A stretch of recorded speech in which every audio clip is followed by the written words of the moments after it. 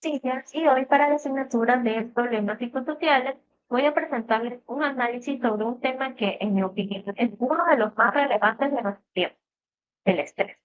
Pero no vamos a hablar de él de forma superficial, vamos a profundizar en su impacto neurobiológico. Mi presentación se titula Estrés, un análisis neuropsicológico del impacto cerebral. Y todo el trabajo de análisis está basado en el artículo científico Understanding the Relationship Between Physiological and Psychosocial Stress Cortisol and Congress, publicado en la revista Frontiers in Endocrinology. Bien, para empezar, es fundamental que todos estemos en la misma página. ¿Qué es el estrés? Todos usamos esa palabra. Decimos, estoy estresado cuando tenemos mucho trabajo o un examen muy importante.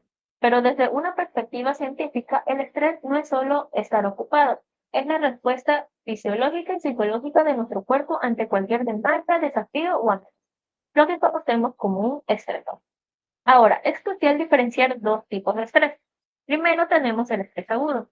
Piensen en un susto, en un freno repentino en el tráfico. Es la respuesta clásica de lucha o huida. Este tipo de estrés es de corto plazo y es útil porque nos da energía, enfoca nuestra atención y básicamente nos ayuda a sobrevivir. Se activa y muy importante, se apaga rápidamente. Pero el verdadero problema y el foco de este análisis es el estrés crónico.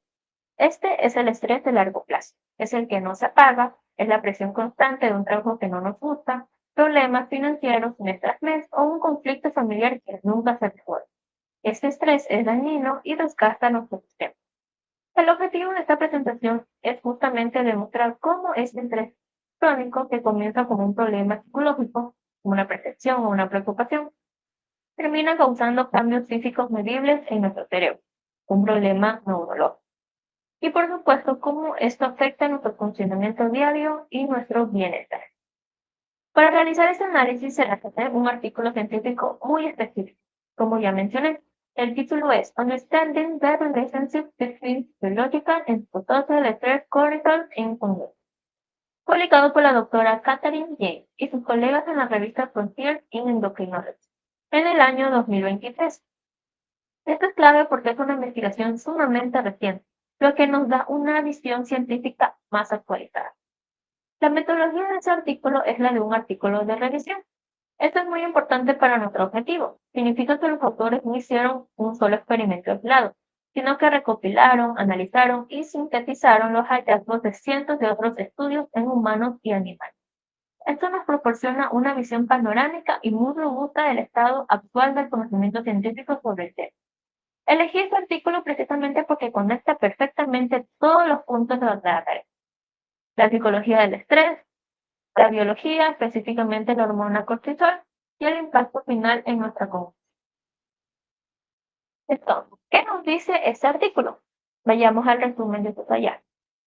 El objetivo de los autores era claro. Querían resumir e integrar la evidencia científica para explicar la relación entre el estrés que sentimos, el psicosocial, la hormona cortisol, y cómo esto afecta nuestro funcionamiento cognitivo, nuestra memoria, nuestra atención y nuestra capacidad de pensar. El resultado principal que encontraron es alarmante. El estrés crónico desregula el sistema de respuesta hormonal del cuerpo. Este sistema se llama el eje HHA, del que hablaré en un momento. Desregular significa que es como si el termostato del estrés se rompiera y se quedara atascado permanentemente en inactividad. El resultado neurológico clave es la consecuencia de esto. Esta desregulación no es gratis. El exceso constante de cortisol en nuestro torrente sanguíneo se vuelve neurotóxico, es decir, es literalmente tóxico para nuestras neuronas. Y el artículo identifica una víctima principal, el hipocampo.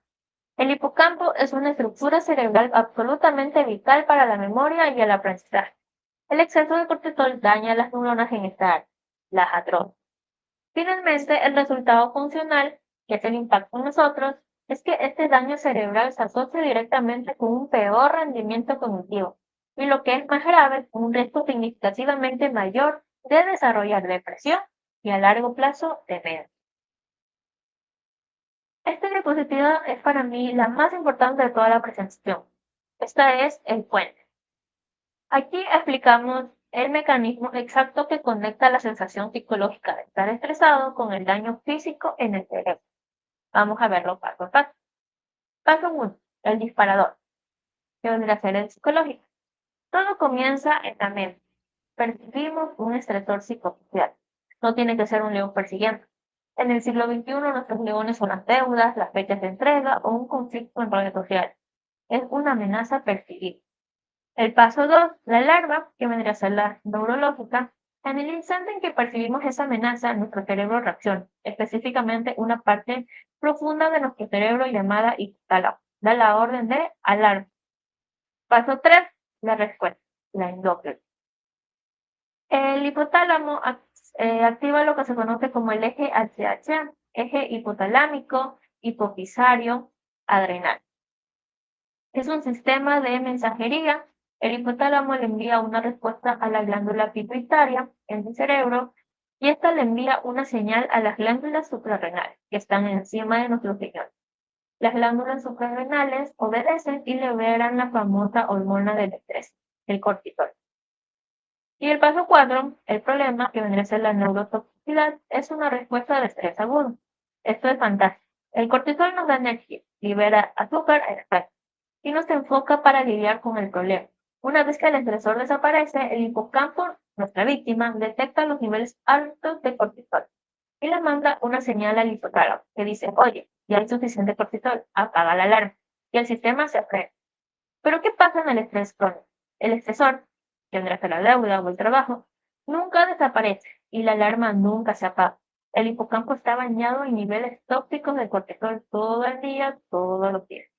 Este exceso de cortisol daña las neuronas del hipocampo, literalmente las atrofia. Y aquí viene la parte más perversa de este círculo vicioso. Como el hipocampo está dañado, pierde su capacidad de decirle al hipotálamo que se apague. El freno del sistema del estrés se rompe. Así que este estrés daña el freno y como el freno está dañado, el estrés aumenta aún más. Es un ciclo destructivo. Ahora que entendemos el mecanismo, veamos las consecuencias funcionales. Este daño en el hipocampo y en otras áreas no es algo teórico que solo se ve en un laboratorio. Tiene consecuencias devastadoras para nuestra vida diaria y nuestro bienestar. Primero, hablemos del impacto cognitivo. El hipocampo es el motor de la producción de nuevos recuerdos. Cuando está dañado por el cortisol, experimentamos dificultad para aprender cosas nuevas, problemas de memoria a corto plazo, el clásico dónde dejé las llaves o qué vine a buscar en esta habitación, y una menor cantidad de concentración, porque el cerebro está constantemente en modo supervivencia y no en modo aprendizaje o ejecutivo. Segundo, el impacto en la salud mental. El hipocampo no solo maneja la memoria, también trabaja íntimamente con la amígdala para regular las emociones. Cuando el hipocampo se debilita, la amígdala, el centro del miedo, toma el control. El artículo es claro. El estrés crónico y el daño hipocampal son un factor de riesgo biológico directo para el trastorno de depresión mayor y los trastornos de ansiedad.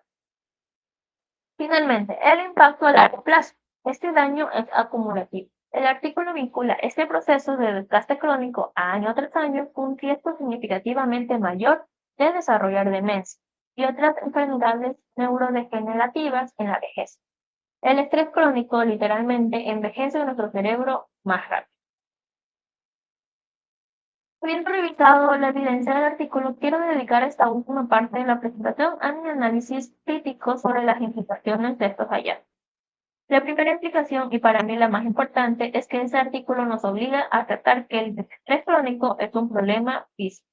Culturalmente tendemos a desestimar el estrés, sobre todo una debilidad psicológica, como algo que está solo en la cabeza, o que la gente exagera.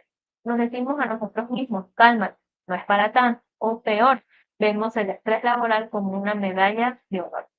Pero esta investigación científica demuestra que esta idea es falsa y peligrosa. El estrés psicológico traduce molécula a molécula en un daño biológico medible.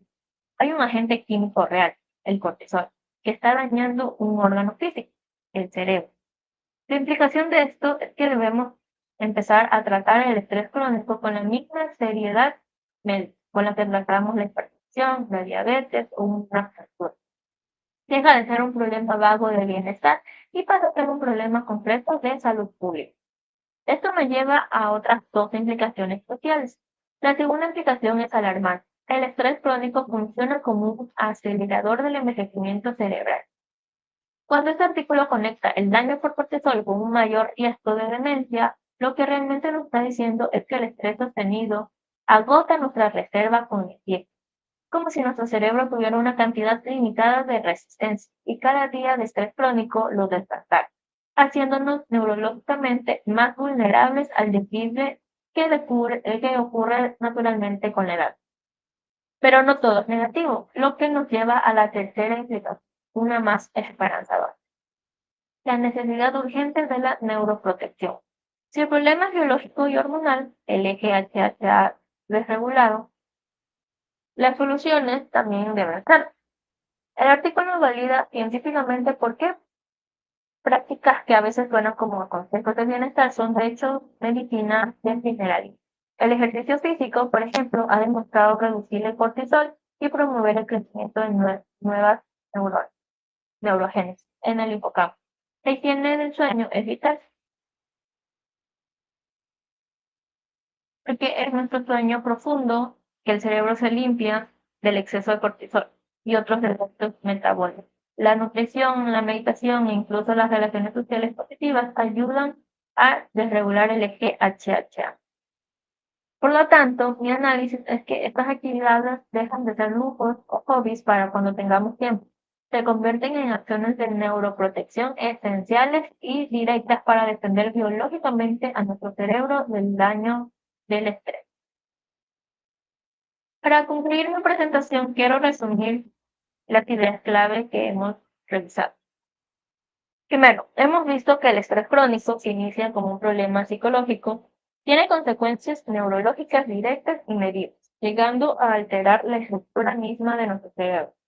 Segundo, el artículo que analizamos identifica claramente al eje HHA y el exceso de cortisol como el mecanismo biológico clave que causa esta neurotoxicidad, siendo el hipocampo una de las estructuras más vulnerables.